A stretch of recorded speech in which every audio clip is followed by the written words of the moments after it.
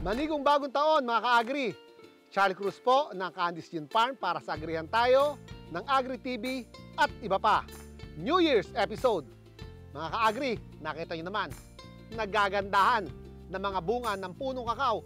Dito lang po yan sa RNC Cacao Farm.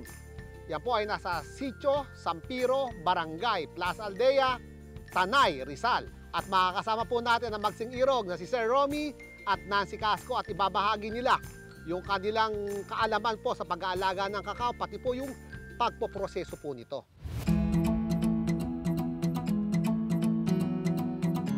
Magandang araw po. Magandang umaga po. Magandang po, Sir Romy. Ay, magandang umaga.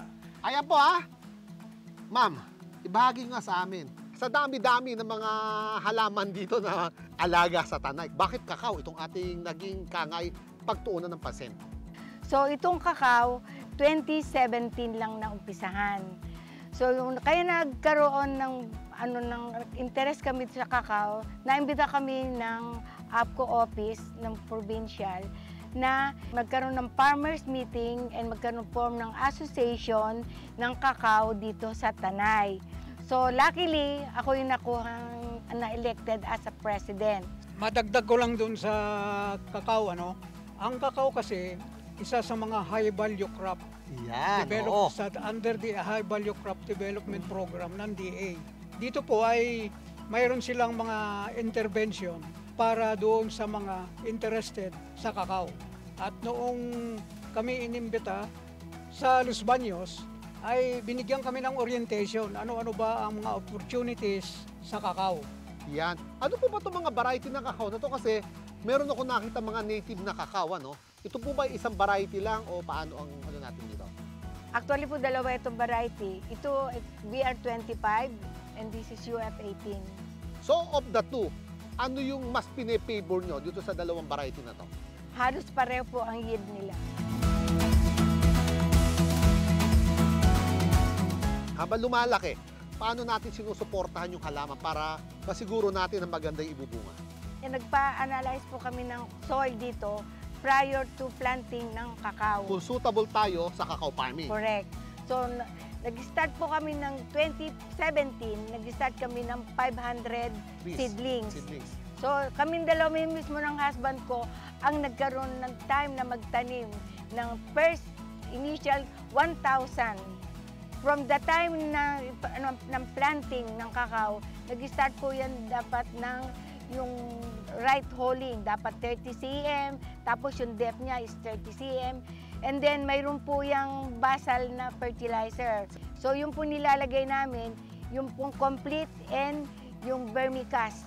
So hindi ba matakaw sa tubig itong ating puno ng kakao? Actually, ang gusto po ng kakao, hindi moist yung kanyang soil. Ang ugat po ng kakao is papapunta sa itaas hindi pa ilalim. Ngayon, since na malalaki na yung aming mga kakao trees, pagka po ganitong season, nagpe-prepare na kami ng pangsuhay. Suhay. Para kung saan yung direction ng wind, dito man kami kung nasa isang ng kaming wind, nasa west side, may support na yan para hindi siya ma-shake na mabuti. Yan. Halimbawa, ito yung bunga, may isa nga, napansin ko. Ito yung bunga, may isa pa rito mula. May pinuputol kayo rito, may pinuputol kayong branch dito eh. Oh, yun po, dapat i-prune yun. To give way po, yung paglaki ng kakao.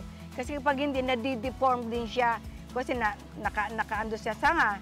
Ang isang critical kasi dyan sa kakao is yung humidity, pagkapanahon ng pagbubunga. Kaya kailangan ma-maintain mo yung pruning.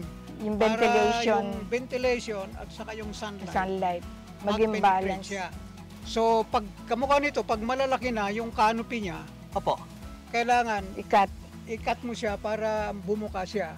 Magkaroon ng sunlight. Pag humid, nandyan yung bacteria. Simula po, nagsimula yung flower cheryl. Yung cheryl.